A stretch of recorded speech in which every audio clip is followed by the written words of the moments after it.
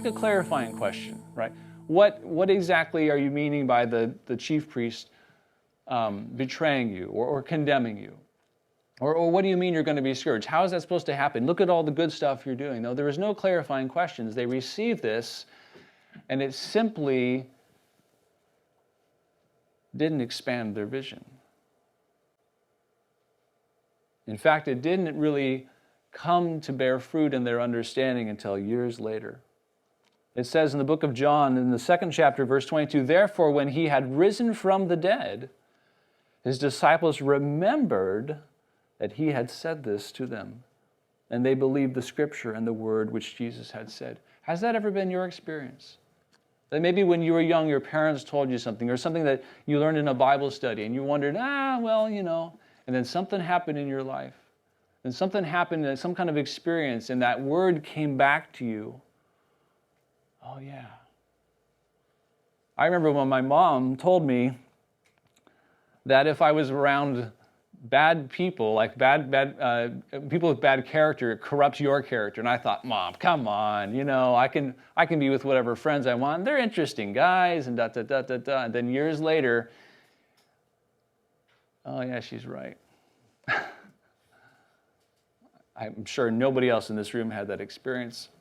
You all had really good friends that always told you the right thing, right? Always led you to the right path. Now, sometimes that word comes back. Because, guys, when you're used to things being a certain way, and the disciples they were kind of, again, they had that narrow, that limited vision. When you're used to things being a certain way, new information doesn't always convince you, does it? It doesn't always get in there, and you don't immediately go, oh, the John Newton moment. When I was 16, I went to go get my driver's test.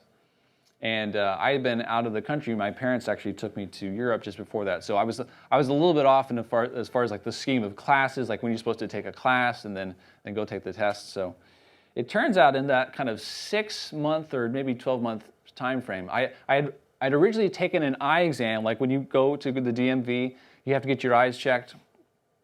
And I gone and I got cleared and it was all fine. And so I went back to take my final exam. If I remember correctly, I think I'd actually taken the driver's portion again, and at the very end, when I was about to get my license, they said, oh, we just need to check your white slip because it had expired. This was in Illinois. I don't know what the system is here. And they said, well, we just need to check your eyesight one more time. And I'm like, oh, right, no big deal, E, F, P, da-da-da, I'll just make a word. That spells donkey, no problem.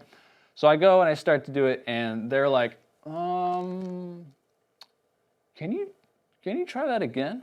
And I'm thinking, yeah, sure, yeah, let's do it. Let's do this thing. Donkey, got it, It's never donkey, by the way. If you're taking an eye exam and trying to cheat, it's never donkey. Just a heads up there for you. If there's one thing you learned from today's Bible study, right? Okay, moving on. I failed the eye exam.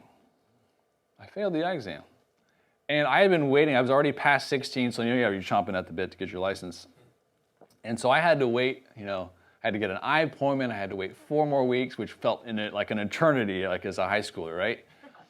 And I just couldn't believe that I had failed it. And I was like, I think I took it 3 or 4 times. I was like, try me again, I'm going to do it again, And I failed every single time, And because what happened is my eyesight had decreased, but I was getting used to it. I had grown used to it. I didn't think my eyesight was bad because it had gotten bad by decree, and I had nothing to measure it again, no righteous standard. And so this was happening in my life with my vision, and I didn't realize it. And of course, that day came where I got the prescription, and I went there, and they did the camera 1, camera 2, camera 3, camera 4, camera 8, camera 9. I don't know. They're always comparing one to the other, right? That's a fun machine, by the way.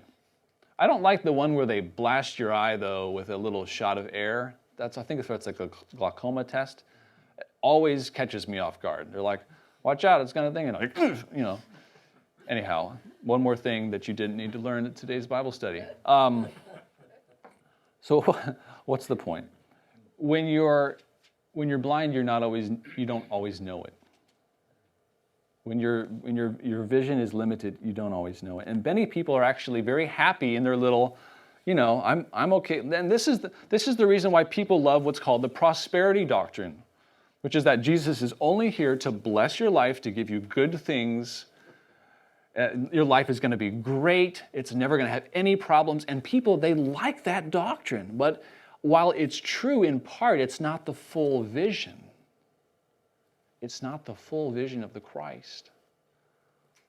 One person at this conference that I went to said, we like to claim the promises of Jesus, and if you have any like refrigerator magnets with scripture on it, very often those magnets say things like, he'll never leave me or forsake me. It's like, awesome, that's so true.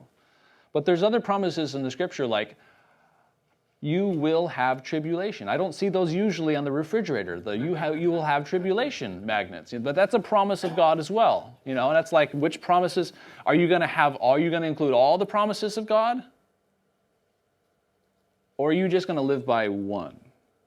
That's kind of the issue. No, our vision of Messiah needs to grow. If your Messiah, if your God, if your Jesus is not able to, if he's not able to serve you just as well while you're making the morning coffee as he is able to serve you while you're at the graveside of a friend or loved one, he's not a big enough God. Jesus is that God. He's the Messiah who's able to help you from the littlest, smallest, what you may think of the most insignificant things, to the most life-changing, abundantly hard and difficult things, and he is Messiah throughout. The solution to this limited field of the vision of Jesus is letting the words come as he told these disciples here, letting all that is revealed of him be true and accepted and added to what you know of Jesus Christ. And sometimes we need to just simply let more of him, the full revelation, in so that we have a full vision of God, adding all that he says of himself.